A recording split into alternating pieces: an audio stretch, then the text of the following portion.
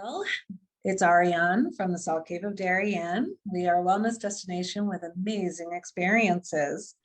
And I'm here with the Salty Snippet today to actually say we also have amazing products. And we are selling these amazing and beautiful string bags. I'm going to show a picture of it that we have at our store. And it's in that pretty pink, just like the Salt Cave. The maker of this bag is my guest today, Laura Berkowitz-Gilbert of Tocco Studios. Hello. Hi. Thank you so much for joining us. Yeah, this is so fun. All about your beautiful stuff. Just love everything you do. So tell us a little bit about yourself. So I live up in Guilford, Connecticut. We've been here about 10 years, or close to 11 now. I'm trained as, I'm a graphic designer by training. And about 4-ish years ago, I launched Tocco Studio. I started it because I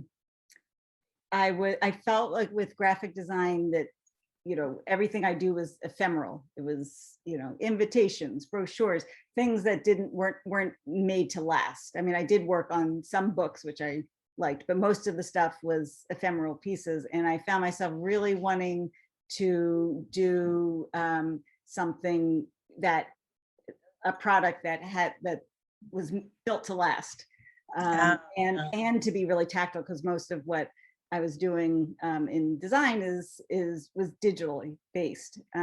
So I wanted something really tactile and something that was going to last. And that's kind of where it started. Yeah, it's like I can see like that softness of the materials you use, how it would be nice just to sit there and touch it. Right.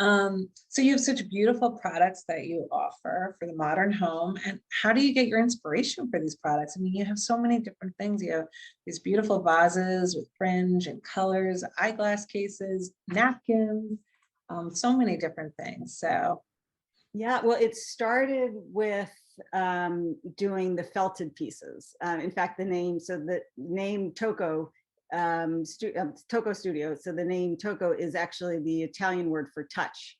And since my first pieces were all the felted pieces, it's such a tactile experience. You know, you're looking at it, of course, but you're touching it.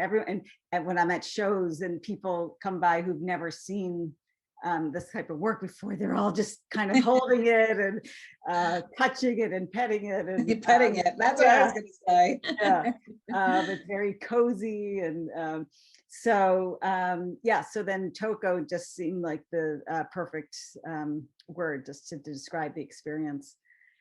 You know, like I said, I started with the vases, and it was years and years ago. When I was in a store in Tribeca, and they happened to sell these very simple felted bowls. And I was so amazed. I'm like, you can make a bowl out of felt? Like, it was just crazy. And so I was just so intrigued, because just like what everyone does at my booth, I was holding it, and you know, you were petting it.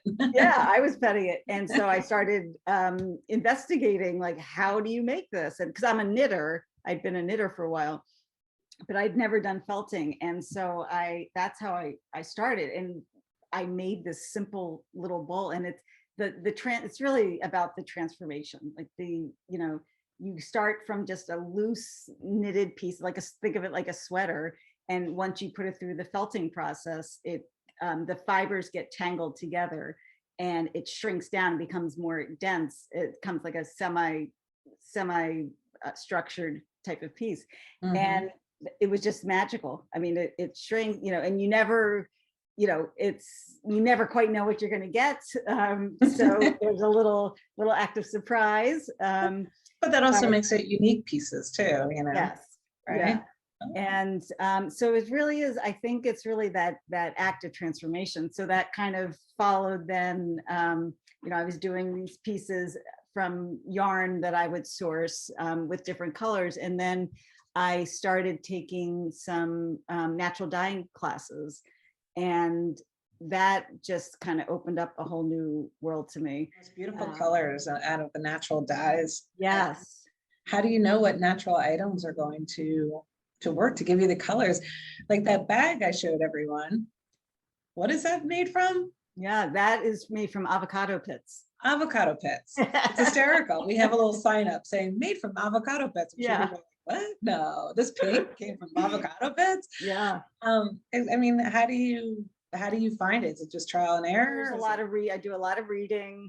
There's a lot of resources out there, and honestly, it's experimenting, because what one person might get, there's a lot of variables. There's the type of fiber you're using. So silk gets a different, from the same piece. I could show you samples where it's silk and wool and cotton get totally different colors, or different shades of more intense, less intense. So there's, the type of fiber, there's your water, the pH of your water can really affect color. And then there's also different mordants or modifiers that you can use to treat the fabric, either before you dye it, during your dyeing, or after you're dyeing. And that can all shift colors. So it's a lot of experimenting. You need a science degree? No. Sometimes it must feel like reverting back to your childhood, though. Like you get to play with colors and fabrics and materials. Yes, it is. I mean, everyone did tie-dye growing up. True. So so it's been fun. And I mean, and then speaking about the transformation, like, indigo is like my true love of all. I mean, I love all the natural dyes, but that one is what, I've been doing the most of. And that transformation of the oxidation process, because when people might not know, when you dip into the fiber into the vat, it's not oxidized, so it's green. Yeah, when you pull it out, it's green, and then as it oxidizes is when it turns, mixes with the air, and then goes through a process, and then that's when you get the beautiful indigo color. Oh wow! You literally watch it. I've done it on Instagram. I have some posts of it showing, pulling it out and showing the transformation. It's magical. Never gets old. Never gets old.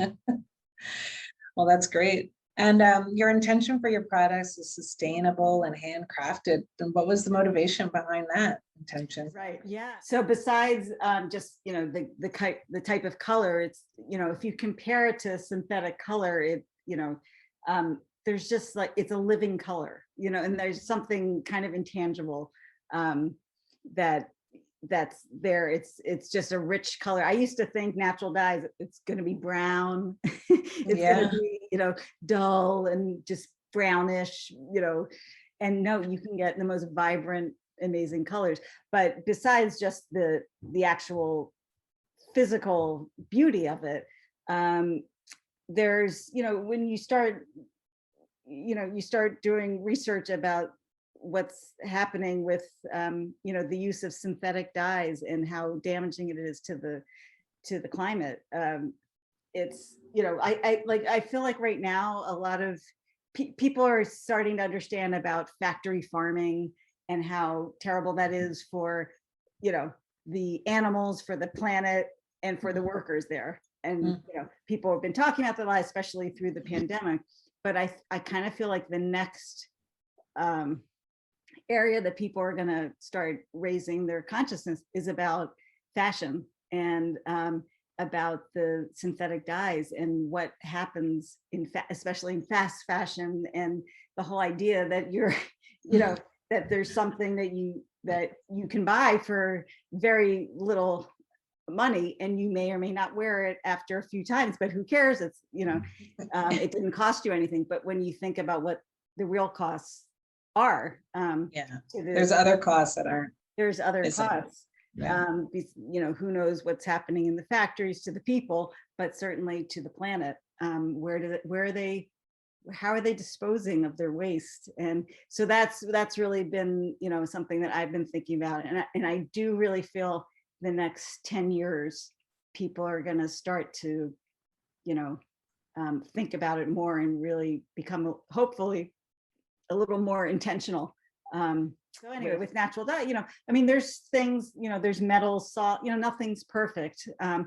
Some people, there is a lot of water that's used. I don't know compared to synthetic dyes, but there's certainly, nothing's perfect. But I just felt, for me, for my safety of myself and for the planet, but then also I just love how it looks. Yeah. I really love how it looks. Just love the stuff that you create. It's just beautiful. And how can people find you and your beautiful work? Yeah, so I have a website that's well stocked. So it's toccostudio.com, and I'm on Facebook and Instagram, and that's at Tocco Studio. So please, come and visit. I'd love to connect with people. Ask if you have any questions. I love DMs and emails too. Awesome. But it's fun, and I can't wait to come down to the cave. Yes, yes. Well, we love supporting local artists, so we're happy to have you actually come see your bags there. And